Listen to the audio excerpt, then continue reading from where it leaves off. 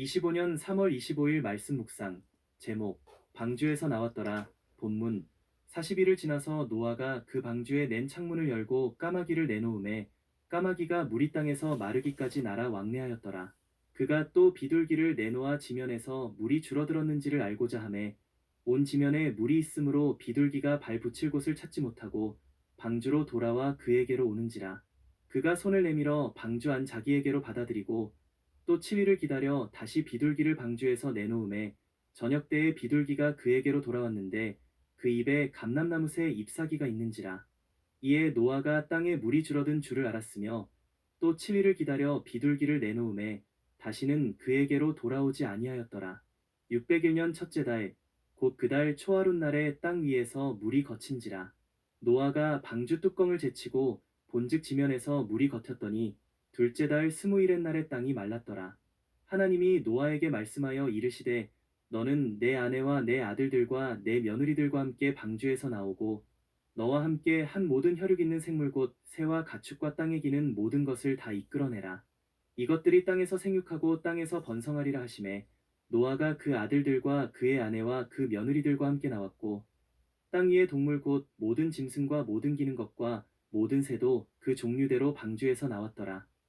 창세기 8장 6절에서 19절 말씀입니다. 오늘 본문은 홍수 심판이 끝나고 노아와 그의 가족, 그리고 남아있는 동물들이 방주에서 나온 장면을 서술하고 있습니다. 비가 그쳤지만 땅이 물에 잠겨 있었기에 노아는 땅의 상태를 확인해야 했습니다. 배가 아라랏산에 닿아 멈추었습니다. 그러나 노아는 40일이 지나서야 창문을 열고 까마귀를 통해 땅의 상태를 확인하고자 합니다. 까마귀는 본문이 기록대로 물이 마르기까지 멀리 갔다 방주 주위를 배회하는 것을 반복하나 방주로 돌아오지 않습니다. 노아는 까마귀를 통해 방주 밖의 상황을 확인하는 일에 실패합니다. 노아는 다시 비둘기를 내보내기로 결정합니다. 비둘기는 처음에는 아무것도 발견하지 못하고 돌아옵니다. 그리고 두 번째 비행에서는 감람 나뭇잎을 가지고 돌아옵니다. 노아는 이 잎을 통해 땅에서 물이 거쳤음을 확인합니다. 그리고 다시 비둘기는 내보냈을 때는 비둘기가 다시 돌아오지 않습니다. 비둘기가 돌아오지 않는 것으로 비둘기가 앉을 수 있는 땅이 되었음을 보여주고 있습니다. 홍수 심판은 끝이 났습니다. 비둘기를 통해서 물이 말랐음을 확인했습니다. 그러나 노아는 방주의 문을 열지 않습니다. 노아는 방주의 문을 하나님께서 닫으셨음을 기억하고 있습니다. 그리고 그 문을 열어주실 분도 하나님뿐이라고 생각했을 것입니다. 방주 안에서 하나님께서는 노아에게 말씀하시지 않았습니다. 방주 안에서 무엇을 어떻게 할 것인지는 노아가 결정해야 했습니다. 그리고 비가 그쳤고 물이 줄어드는 상황에서도 하나님께서 말씀하시지 않았고 노아는 방주 밖의 상황을 확인하기 위해 새들을 활용하기로 결정합니다. 그리고 모든 상황을 어느 정도 확인하였지만 하나님께서 말씀하시기를 기다립니다. 이것이 신앙입니다. 신앙은 기다림의 시간이라고 할 수 있습니다. 하나님이 말씀하시고 하나님이 인도하심을 기다리는 것입니다. 그러나 그 기다림 속에서 아무것도 하지 않는 것을 신앙이라고 하지 않습니다. 노아는 기다림 속에서 자신에게 주어진 일을 묵묵히 행합니다. 동물들을 돌보고 홍수 후 방주 밖의 상황을 일일이 확인합니다. 그러나 노아는 때를 기다립니다. 홍수로 심판하시는 분도 하나님이시고 홍수를 멈추신 분도 하나님이십니다. 방주를 만들라 하시고 방주로 들어가게 하신 분도 하나님이시니 이제 방주에서 나가게 하실 분도 하나님이심을 믿으며 하나님의 말씀을 기다리며 자신이 해야 할 일들과 준비할 일들을 묵묵히 해나갑니다. 하나님을 신뢰했기에 기다릴 수 있었습니다. 그리고 드디어 하나님께서 말씀하십니다. 너는 내 아내와 내 아들들과 내 며느리들과 함께 방주에서 나오고 너와 함께 한 모든 혈육 있는 생물 곧 새와 가축과 땅에 기는 모든 것을 다 이끌어내라고 하십니다. 홍수 심판 전에 방주로 들어가라고 말씀하신 하나님께서 홍수 심판을 끝내시고 나오라고 말씀하셨습니다. 그리고 방주에서 나온 노아와 그 가족, 그리고 모든 짐승들에게 하신 첫 말씀은 땅에서 생육하고 땅에서 번성하라 였습니다. 이 말씀은 하나님께서 세상을 창조하시고 짐승들을 창조하시고 사람을 창조하실 때 선포하셨던 복입니다. 심판을 끝내고 새롭게 시작하는 사람과 짐승들에게 하나님께서는 첫 창조 때와 같이 동일한 복을 선포하셨습니다. 하나님의 마음이 변한 것이 아님을 확인할 수 있습니다. 하나님께서는 어제나 오늘이나 내일이나 동일하십니다. 변하지 않습니다. 변한 것은 사람입니다. 사람의 변화인 죄로 말미암은 타락이 상황을 악화시키고 돌변하게 만드는 것이지 하나님께서 변화를 일으키시지 않습니다. 전 지구적인 홍수 심판도 하나님의 심경의 변화가 아니라 사람의 반역이 불러온 결과입니다. 죄가 세상에 가득 차서 하나님께서 세상을 새롭게 하셔야 하는 상황이 발생한 것입니다. 사람들의 죄로 하나님께서 고통을 받으셨습니다. 선하고 아름답게 창조하셔서 보기에 좋았는데 이제는 더 이상 볼 수 없는 상태가 되었습니다. 하나님께서 볼 수 없는 세상, 하나님이 외면하는 세상이라면 그곳은 지옥과 다름이 없습니다. 하나님께서는 세상을 외면할 수 없으셨습니다. 그래서 선하고 아름다운 세상으로 새롭게 하기 위해 세상을 물로 씻으셨습니다. 그리고 물로 씻어 깨끗게 하는 가운데 하나님의 눈에서 은혜를 발견한 노아를 통해 다시금 세상에 복을 선포하기를 기뻐하셨습니다. 노아를 통해 세상을 구원하시고 노아와 함께한 짐승들에게 새롭게 된 땅에서 하나님께서 창조하실 때 선포하신 복을 동일하게 누리며 살 수 있도록 하셨습니다. 그리고 그 복을 땅에서 누리라고 강조하심으로 하나님께서 땅을 유지하실 것을 보여주시며 땅에서의 삶이 안전할 것임을 강조합니다.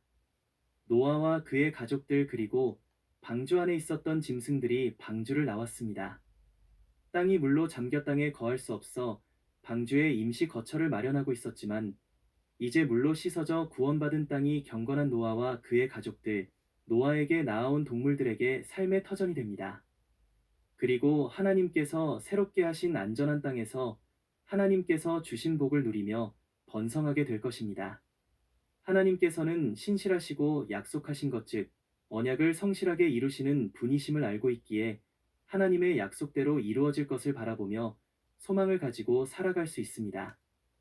모세와 이스라엘이 홍수 심판 이야기를 들으며 하나님에 대한 사람의 반역의 심각성을 알 수 있었을 것입니다. 모세와 이스라엘은 당시 가장 강대국이었던 이집트의 파라오 밑에서 노예로 살았습니다. 그들에게 반역이란 상상할 수 없는 단어였고 반역을 시도했다가 발각이 되면 반역자들에게 행해진 형벌의 끔찍함을 직접 경험하였을 것입니다. 반역자들에게 자비란 없습니다. 왜냐하면 다시 반역의 싹을 남겨둘 수 없기 때문입니다. 그러나 하나님께서는 심판 중에 긍휼을 베푸셨습니다. 남김없이 멸망시키고 새로운 인류를 창조하셨다고 해도 반역한 사람들이 항변할 수 없습니다. 그들은 마땅한 벌을 받은 것입니다. 그러나 하나님께서는 사람의 씨와 짐승들의 씨를 남겨두셨습니다. 반역의 씨를 남겨두시기로 결정하신 것입니다. 그리고 이러한 하나님의 결정으로 지금 모세와 이스라엘이 생명을 보존할 수 있었습니다. 남겨진 씨가 경건한 자손으로만 이어지지 않고 여전한 반역의 길을 가는 사람들도 양산했지만 하나님께서는 반복적으로 심판을 사용하지 않으셨습니다. 오히려 한 사람을 선택하셔서 그의 씨를 통해 경건한 자손이 세상에 가득 채워지는 방법을 사용하기로 하시고 사람의 역사에 개입하기로 결정하셨습니다. 이 하나님의 결정이 지금 광야에서 하나님을 경험한 모세와 이스라엘을 있게 한 것입니다. 모세와 이스라엘은 심판 중에 은혜를 베푸신 하나님께서 동일한 은혜로 자신들을 파라오의 압제에서 구원하셨으며 선조들과 맺은 언약을 기억하시고 자신들을 은혜로 보호하고 계심을 경험적으로 알았을 것입니다. 그리고 노아의 순종, 노아의 인내, 침묵하며 하나님의 말씀에 따라 살아갔던 삶이 하나님께서 자신들에게 어떻게 살아가야 하는가를 보여주신 것이라고 받아들였을 것입니다. 이스라엘은 모세를 통해 창조 이야기로부터 홍수 심판의 이야기, 그리고 자신들의 선조 이야기 등을 들으면서 하나님의 신실하심을 배워서 알아가야 했습니다. 자신들을 부르신 하나님이 어떤 존재인지를 알아가야 했습니다.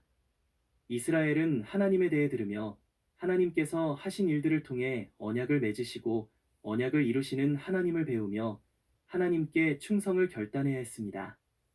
오늘 우리들도 성경을 통해 하나님께서 일하시고 계심을 알아갑니다. 언약을 맺으시고 그 언약을 성취하기 위해서 신실하게 일하시는 하나님께서 우리를 위해 오늘도 역사하고 계십니다. 그 아들을 보내신 것도 언약의 성취를 위한 하나님의 역사입니다. 그리고 예수님께서도 아버지께서 일하시니 나도 일한다 라고 하시며 아버지의 언약의 말씀에 따라 그 언약을 성취하시기 위해 주어진 삶 속에서 언약을 성취하시며 살아가셨고 죽음과 부활도 언약을 성취하기 위함이었음을 성경은 증명하고 있습니다. 하나님의 구원하심은 우연이 아닙니다. 노아를 통해 세상을 구원하신 하나님께서 마지막 때에 예수 그리스도를 통해 구원하십니다. 노아의 방주가 구원의 통로였다면 마지막 때는 예수 그리스도가 구원의 통로입니다. 노아는 하나님의 침묵하시는 상황에서도 자신에게 주어진 일들을 감당하며 하나님의 말씀과 하나님의 때를 기다렸습니다. 예수 그리스도 안에 있는 우리들도 하나님께서 침묵하시는 상황에서 좌절하거나 조급해하거나 내가 결정하는 삶이 아니라 이미 우리에게 말씀하신 대로 주어진 삶에 최선을 다하고 준비하며 하나님께서 일하실 때를 기다리며 살아야 합니다. 하나님께서는 반드시 말씀하십니다. 그리고 하나님의 때에 반드시 하나님의 일을 이루어 가십니다. 노아가 하나님의 때에 하나님께서 이루실 일을 소망하며 살아갔듯이 오늘 우리들도 내가 정한 때가 아니라 하나님의 때, 하나님께서 일하실 때를 신뢰하고 소망하며 각자 맡은 삶의 자리에서 최선을 다해 하나님께서 부탁하신 일들을 이루며 살아가야 합니다. 오늘 우리에게 주어진 한 날도 주님께서 오실 날, 우리의 신원을 풀어주실 그날을 소망하며 기다림 속에 살아가야 합니다. 이 길이 절망이나 낙심의 길이 아닌 소망의 길임을 확신하고 믿음의 길을 걸어가는 믿음의 성도님들이 되시기를 예수 그리스도 이름으로 축복합니다. 더 깊은 묵상을 위한 질문들. 1. 하나님께서 침묵하신다고 느껴질 때 그 상황을 어떻게 풀어나갈 수 있을까요? 2.